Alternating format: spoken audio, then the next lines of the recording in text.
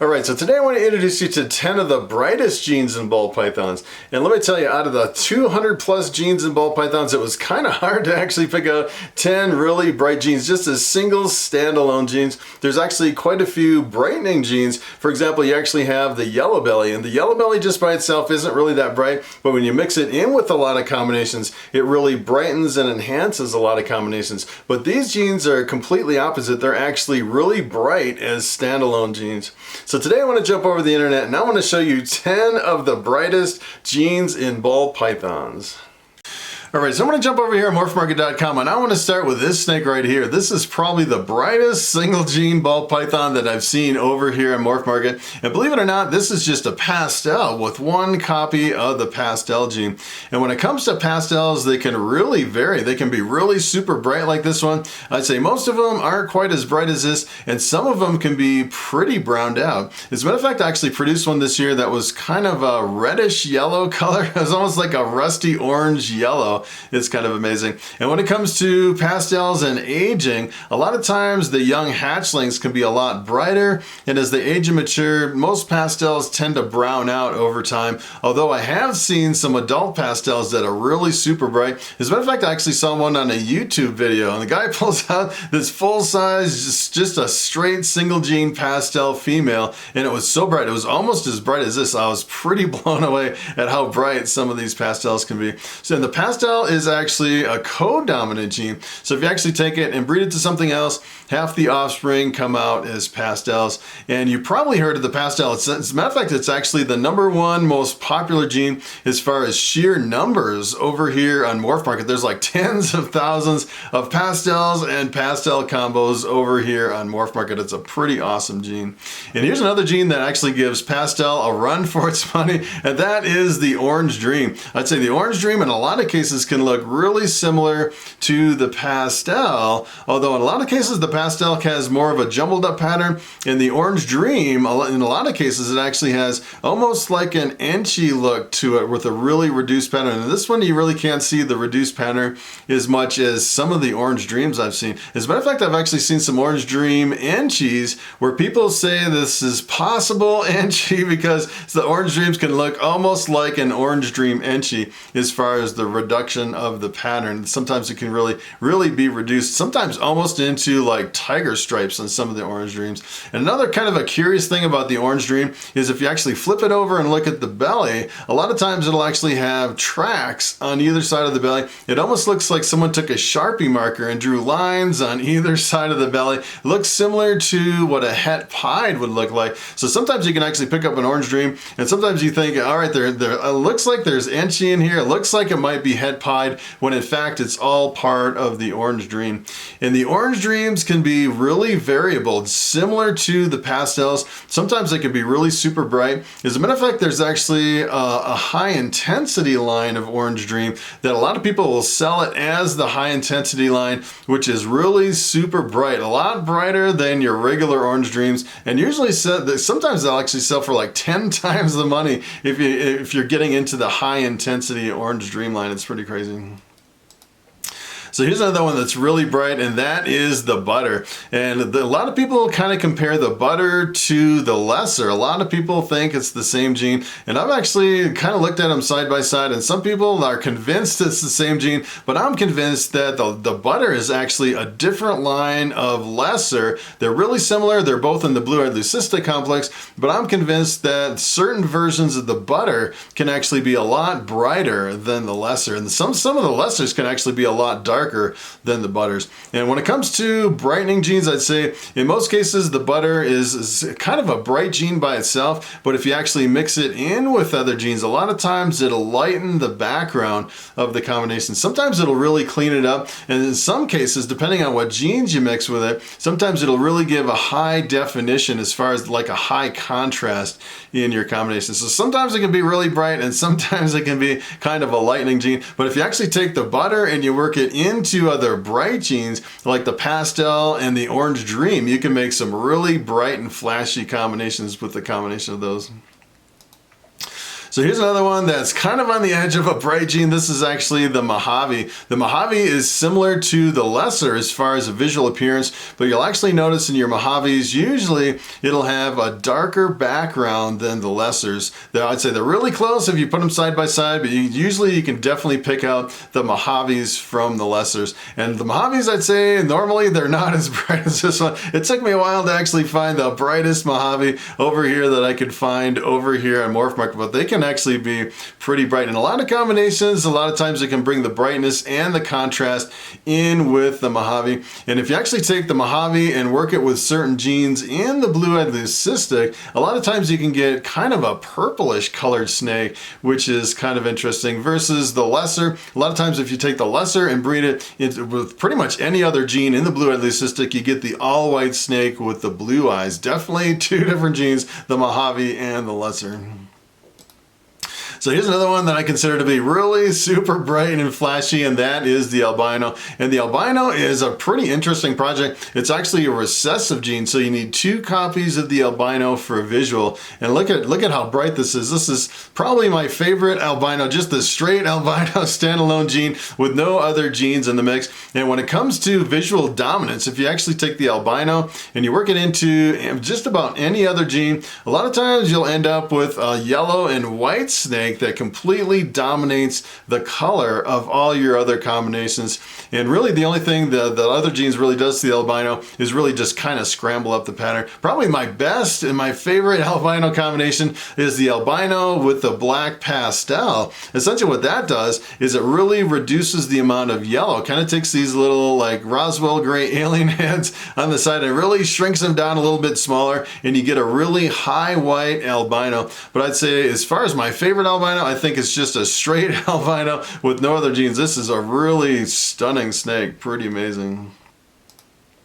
So here's another one that's really bright and flashy just by itself, and that is the Desert Ghost. Now, let me tell you, when it comes to the Desert Ghost, it can be extremely variable. Probably one of the most variable recessive genes that I've actually seen over here in Morphmarket. Some of them can look like a really bright yellow like this one. And if you actually take a bright yellow like the one like this and add pastel to it, let me tell you, that is the most, probably the most insane and brightest combination that I've ever seen in ball pythons. It's kind of crazy. And the Desert Ghost can really vary. I've actually seen different versions of the Desert Ghost where it almost looks like an axantha color, almost stripped of all the color and almost completely black and white. It's kind of crazy from one version of the Desert Ghost to the other. But I'd say on the kind of on the extreme end of the bright side of the gene, the really bright, flashy Desert Ghost is probably one of the brightest recessive genes in all of ball pythons.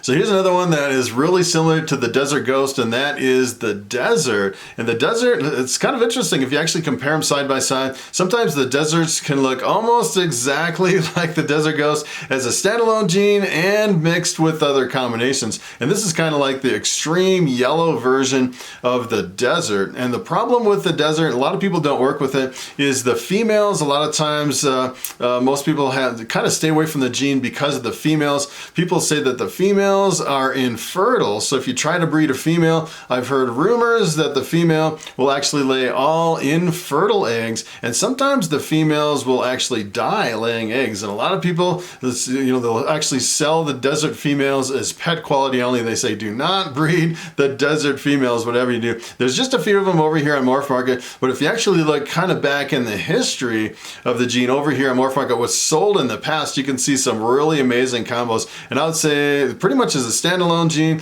it's really bright and flashy, just like the Desert Ghost, and in the combinations, it works almost exactly like Desert Ghost, except the Desert is a dominant mutation, and the Desert Ghost is a recessive mutation. It gets a little bit confusing between the two. There's also a Ghost, which is kind of confusing. So you can actually have a 2-gene snake with the Desert and the Ghost, but you don't want to confuse that with the Desert Ghost, the single gene recessive. So I'd say there's a lot of confusion. As a matter of fact, actually, I breed Desert Ghost here in my collection, and a lot of people will ask me, hey, is this the Desert with the problem with the females? And let me tell you, the Desert Ghost is completely fine. It is a really amazing single gene by itself, and there's no problem with the Desert Ghost.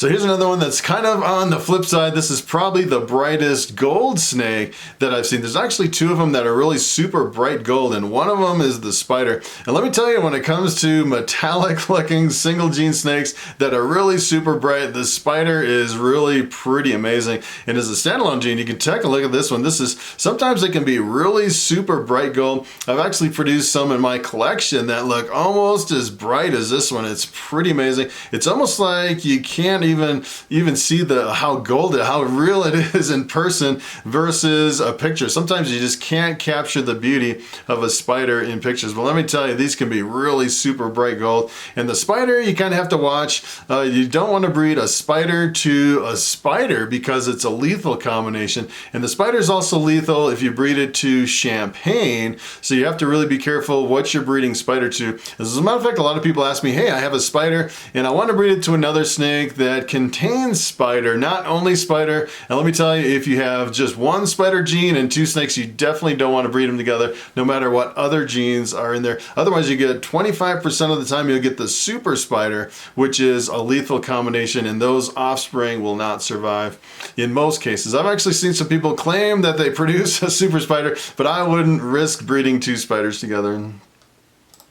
So here's another one that's close to the spider. This is the pinstripe. And let me tell you, I actually breed the pinstripe here in my collection. I breed them a little bit more than the spiders, and the pinstripes can be really bright and flashy gold. This one, I actually couldn't find one quite as bright as some of the ones I produce here in my collection. Sometimes they're almost as bright as the spiders. As a matter of fact, you can actually take the pinstripe, work it into spider, and get the spinner, which is a really super bright gold combination between the two gold genes. It's pretty awesome. And the pinstripe's actually a dominant mutation. You breed a pinstripe to something else, half the offspring come out as pinstripe. Although I've actually heard kind of rumors, some people producing a super pinstripe. Some people say there's no super pinstripe, it's impossible, something wrong with the gene. That we actually consider that a dominant mutation. If you can actually produce a super, then it's a co-dominant. I've actually seen some super pinstripes over on Morphmarket, but I've yet to see anyone take a super pinstripe, breed it to something else, and produce a whole clutch of pinstripes. So some people say that there is a super pinstripe and it is a co-dominant gene. So here's the last one I wanted to show you. This is, I was kind of grasping at straws, looking for some really bright snakes. Try to get 10 bright snakes. There's not a whole lot of them that are really super bright just by themselves. And if you want a really bright white snake, you can actually go for a pied, especially a high white pied. And let me tell you, this is probably one of the most amazing snakes. As a matter of fact, I have a lot of non-snake people come into my collection. I'm just kind of going through all my snakes, kind of showing off all my snakes, and then I pick up one of these pieds, and they're just like, I get all the oohs and ahs when I open the tub and pull out a pied. It's pretty amazing. And the amount of white on the pieds can be really variable. Sometimes you'll breed a pied to a pied and you'll get some low whites and you'll get some high whites. It's pretty unexpected. And you can actually work other genes into the pied to force the high white or force the low white. If you actually add Russo to the pied, you always get a really high white pied. And if you add Inchy to the pied, you always get a low white pied. Pretty amazing gene. All right, so it is time for the question of the day.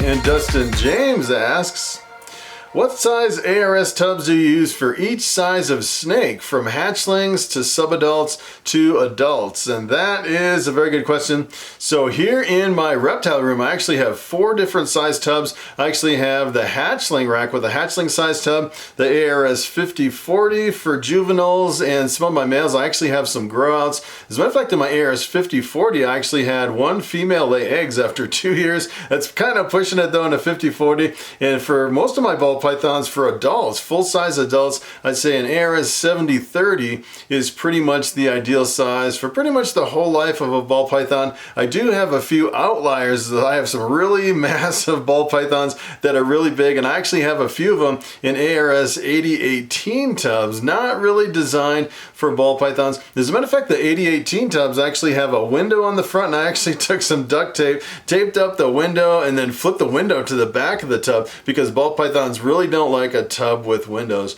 And as far as moving them from one size to another, essentially what I do is I start them out in a hatchling rack, and when the ball python is coiled up over on the hot spot, when it gets really close to the sides of the snake, touching the sides of the tub, when it's coiled up on the hot spot, that is when you need to move it to the next size tub. And I pretty much do that for all my tubs. If they get to the point where they're coiling up and they're getting really close to the edge of the tub, I'll definitely move them up to the next size tub. And kind of the hard thing is, especially as you're breeding and you're holding stuff back, is a lot of times, you know, you have some snakes that are outgrowing a tub and you have to move them up to another size tub, which means in a lot of cases, you actually have to sell something in another tub in order to free up the space. And it's always like, all right, what do I want to sell? Or do I want to expand my collection and keep getting bigger and bigger? And pretty much what I've been doing is trying to just keep my collection here in my reptile room, not very big. I think I can fit like 155 snakes or something here, and that is plenty of snakes for me, let me tell you. So that is pretty much it. Thanks for watching, and I will see you in the next video.